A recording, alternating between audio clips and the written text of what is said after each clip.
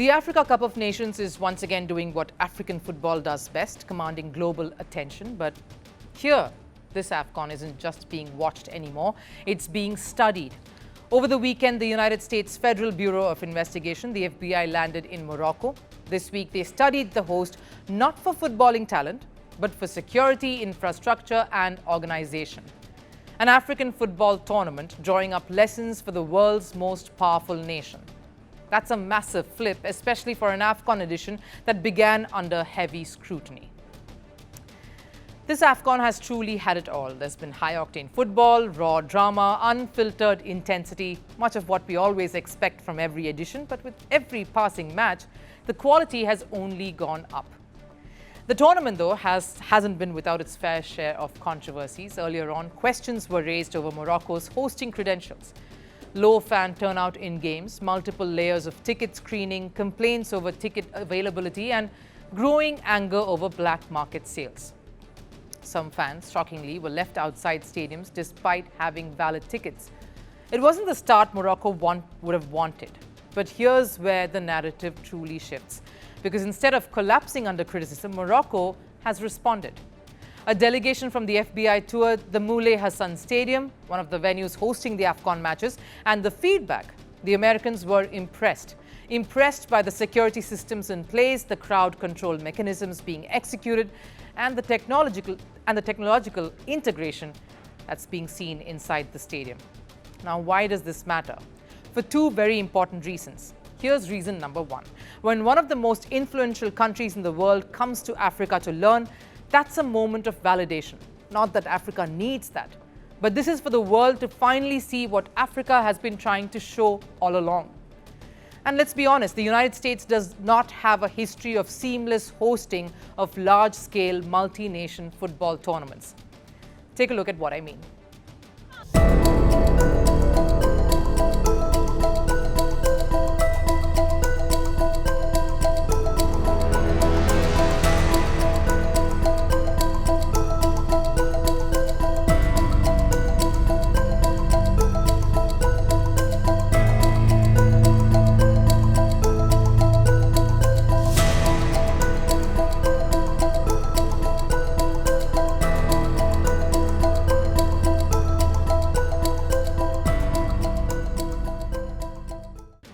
And with the FIFA World Cup fast approaching, America is leaving no stone unturned. They want best practices. They want real-world experiences, and Morocco, right now, is providing that blueprint.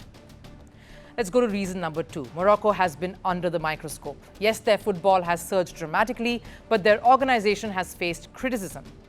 And then there's the bigger issue. Morocco has invested billions of dollars into infrastructure ahead of the World Cup. That investment has not gone down too well with everyone.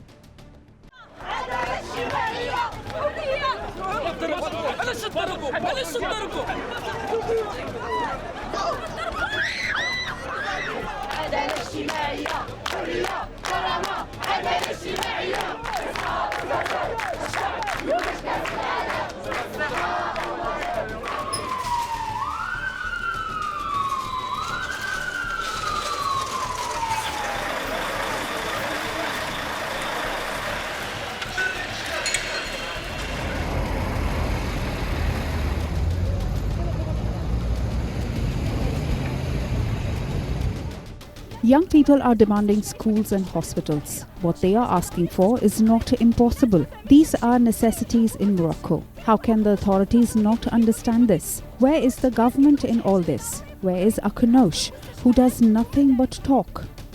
We don't want football or anything else. If football had been good for us, it would have been introduced long ago and would have benefited young people. We want health. Our parents are suffering. But here's the irony, the same investments are now being praised globally. From architecture to seating capacity to transport connectivity, Morocco's stadiums are being discussed as global benchmarks. Let's talk about the crown jewel here, the Grand Stade Hassan II. This is not just a stadium, it's a statement. The capacity is about 115,000 spectators. That's the amount who can come in and view the largest football stadium in the world, a roof designed like a giant festival tent. Inspired by Morocco's cultural heritage, a seating structure engineered to deliver a fully immersive experience. This is African identity fused with world-class engineering. And the impact goes beyond football. These stadiums are driving rail upgrades, road expansions, urban development, which is why Morocco's rise matters far beyond its borders, because Africa has never lacked talent. What it lacked was infrastructure and visibility. Morocco is changing that narrative, not just on the pitch, but off it too. Sure, it hasn't been perfect. There have been lapses. There have been mistakes. But if this AFCON has proven anything, it's this. African football does not run away from its problems. It tries to face them. And Morocco is trying to become the symbol of that evolution. A nation learning in real time, improving under pressure and turning scrutiny into strength.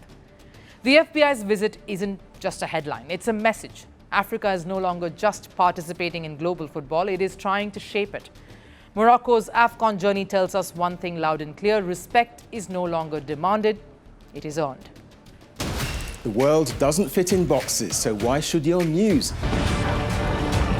From battlefields to negotiation tables, from internet outrage to real-world injustice. The conversations everyone is having and the ones they're avoiding. It's the same show, but this new year, Firstpost America gets a new look. I'm Kerry Johnston, and this is Firstpost America.